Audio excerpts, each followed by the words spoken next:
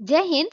ये प्रश्न जो आपके सामने स्क्रीन पे शो हो रहा है, ये एक्चुअली यूपीएससी का एग्जाम अभी हुआ है, 2024 का एग्जाम है ना, 16 जून को हुआ है। तो ये क्वेश्चन लाने का मेरा मकसद ये था कि आप पहले तो क्वेश्चन पढ़ लीजिए, ठीक है। दिया है क्वेश्चन, भूमध्य रेखा इक्वेटर पर जो है क्षोभ मंडल की मोटाई ध्रुवों की तुलना में अधिक है। तो ये बिल्कुल सही है ना।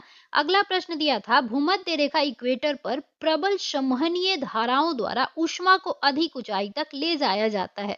तो ये भी बिल्कुल सही था। अब इसका आंसर देखेंगे आप, पहला हो जाएगा, यानी कि कथन 1 और कथन 2 जो है दोनों सही थे, तथा जो है कथन 2 कथन 1 की जो है व्याख्या भी कर रहा था, है ना। तो इसका आंसर आपको सामने हो गया एक। अब ये इसका मेरा लाने का क्वेश्चन का मतलब ये था कि आप लोगों को मैंने जो है लगभग कुछ वीक हुए होंगे पढ़ाए हुए वायुमंडल चैप्टर, है ना।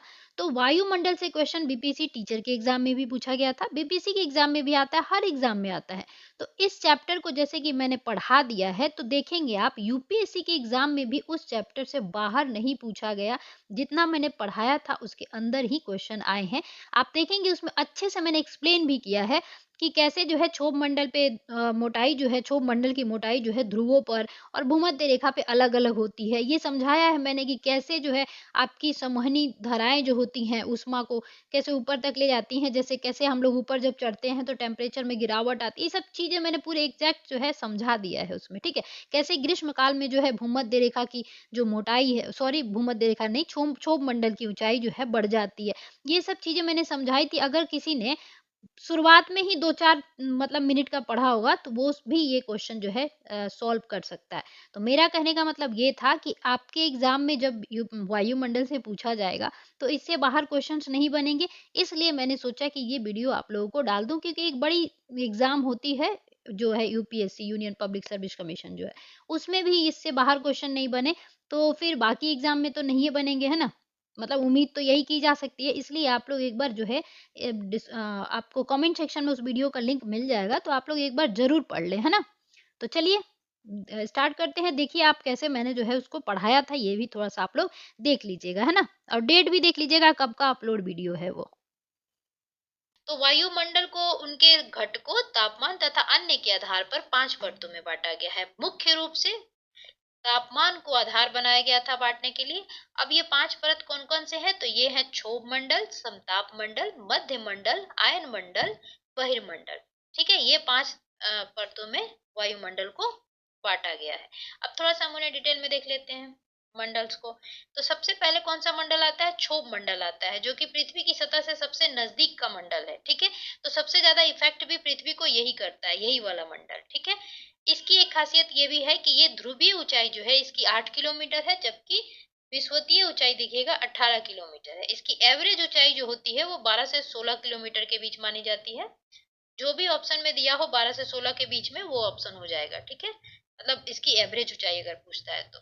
उसके बाद क्षोभ मंडल में देखेंगे 6 से स्टार्ट होता है और 6 से छमछम बारिश भी स्टार्ट होता है।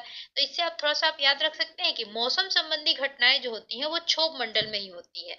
इसे संवहन मंडल भी कहा जाता है, इसे परिवर्तन मंडल भी कहा जाता है।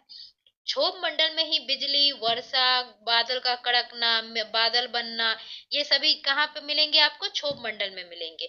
साथ में ही भारी गैसों का जो अनुपात ज्यादा इसी मंडल में मिलेगा, क्योंकि भारी गैसें जो होती हैं सबसे निचली सतह पे मिलती हैं, और निचली सतह कौन सी है? क्षोभ मंडल है। ठीक है, जैसे CO2 है। ठीक है, CO2 कहाँ मिलेगा आपको? क्षोभ मंडल में मिलेगा। उसके बाद इसकी एक और खासियत है कि जैसे जैसे इसमें ऊपर की तरफ आप बढ़ते हैं तो इसके टेम्परेचर में मतलब गिरावट आती है। जैसे 165 मीटर ऊपर चढ़ते हैं, दूरी तय होती है 165 मीटर, तो 1 डिग्री सेल्सियस जो है तापमान घट जाता है। वही 1 किलोमीटर में देखा जाए तो ये हो जाएगा 6.4 डिग्री सेल्सियस या 6.5 डिग्री सेल्सियस भी कहीं कहीं होता है, टेम्परेचर की गिरावट हो जाएगी। ठीक है, उसके बाद एक और चीज याद रखिएगा कि ग्रीष्म काल के समय में इसकी जो ऊंचाई है वो बढ़ जाती है, क्योंकि गैसें क्या होती हैं? गर्म होती हैं, और गर्म होती है तो वो ऊपर की तरफ उठती हैं। ऊपर की तरफ उठेंगी तो इनकी जो मोटाई है क्षोभ मंडल की वो बढ़ जाती है ऊंचाई, और जाड़े के दिन में इसकी ऊंचाई घट जाती है। ठीक है, अब हम दूसरे मंडल को देखते हैं, जो कि है समताप मंडल। समताप मंडल की ऊंचाई देखिए 18 किलोमीटर से 50 किलोमीटर तक पाई जाती है। समताप मंडल में मौसम संबंधी घटनाएं नहीं होती हैं, इसीलिए जेटयान वायुयान